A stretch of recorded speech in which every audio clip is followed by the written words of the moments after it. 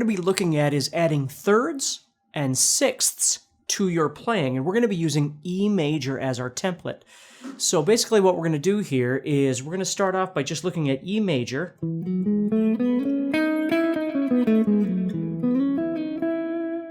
Now, of course, it certainly helps to know more of your fretboard, to be able to use these in a creative manner. So the more positions you know and things like that, certainly the better that that's going to benefit you. So basically, if we were looking at thirds, what we're going to do is we're just going to start off by looking at this on the middle two strings, on the third and fourth strings. So basically what I'm going to do here is if I think about the E major chord, and I go to this E right here, the root right here, on the fourth string, okay?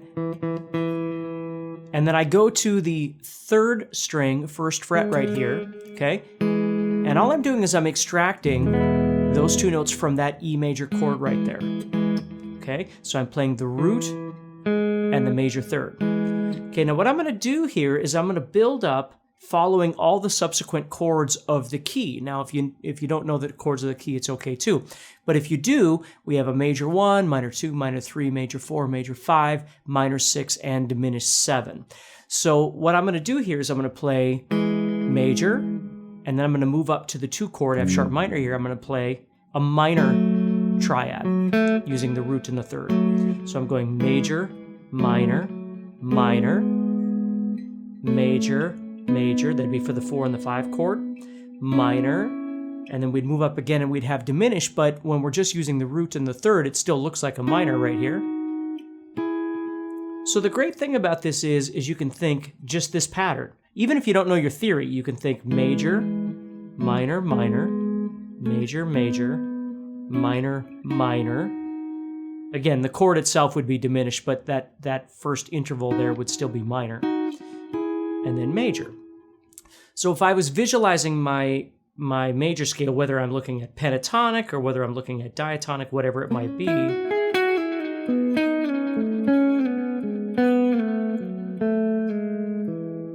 I can see all those sitting right there, and then I just have to learn to get a bit creative with it. So one thing I would recommend is not just playing them all in order all the time, but learn to maneuver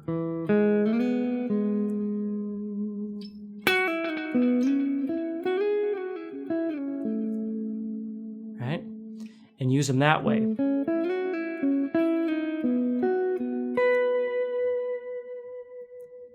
Okay? So major, minor, minor, major, major, minor, minor, and then the octave would start all over again. And of course you can learn this on multiple strings, and that would take a little longer than 10 minutes because there's another conversation we're going to have about sixth as well. And I only want to do this for 10 minutes here. So what we're going to do is just start off by exploring those on the third and fourth strings. Again, using maybe pentatonic, or if you know your diatonic scale. Learn to utilize the single notes of your scale along with the groupings of these chord fragments that we're playing here. You know, you might play something like this. You might come in and then drop down.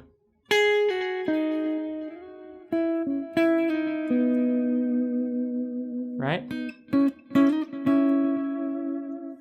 Okay, now let's add in the sixth, because this is what I really like to do as well, is we're going to take and go from that same note, the root right here, and we're going to start off right here, and this is going to be a major interval. Now, it's going to look a little different, although we can memorize the pattern as well. So when we're going off of here, what I'm doing is playing 2 on the 4th string and 2 on the 2nd string.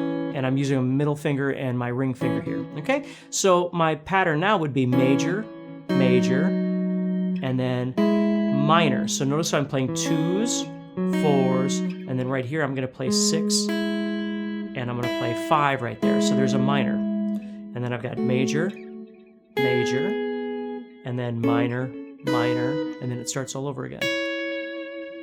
Okay? So you just get used to, again, that visual shape coming off of the root. So if you want to do this in a different key, again, minor starting off the 4th string here. So I'm going major, major, minor, major, major, minor, minor, and then it would start all over the next octave. And these are really fun because if you look at it, think. Like what I like to do sometimes is I'll be working through and then drop into something like that. Now let me show you these as well. I like to look at it from the E right here as well on the 5th string.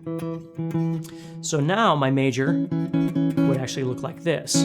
Because of the string tuning, it's a little bit different when you look at things happening on the B string there. So if we're up here on the 7th fret, I've got 7 and 6 on the 5th and 3rd strings there. So that's major, major, and then minor. Notice how I have to go to 11 and 9.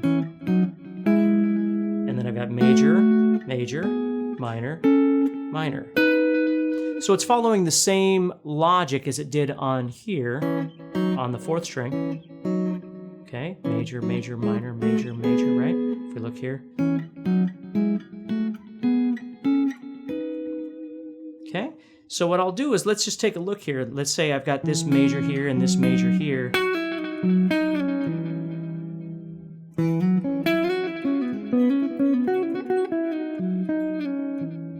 And I also have those sitting right there, right? So I could combine these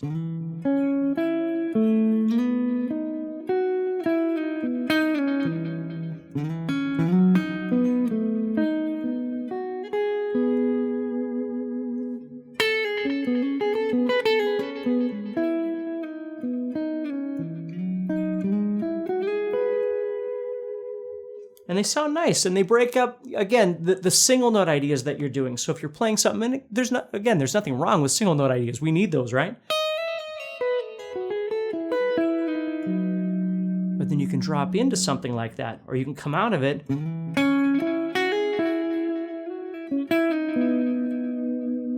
into something like that.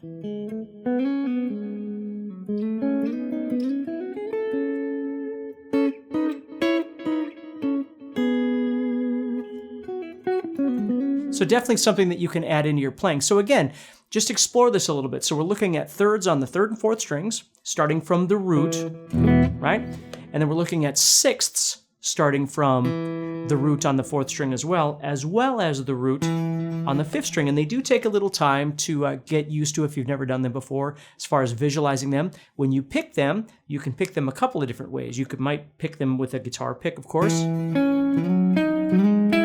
But you can also do what's called hybrid picking, where you pick one note with your pick, and then you pick another one with your finger. In this case, I'm using my middle finger.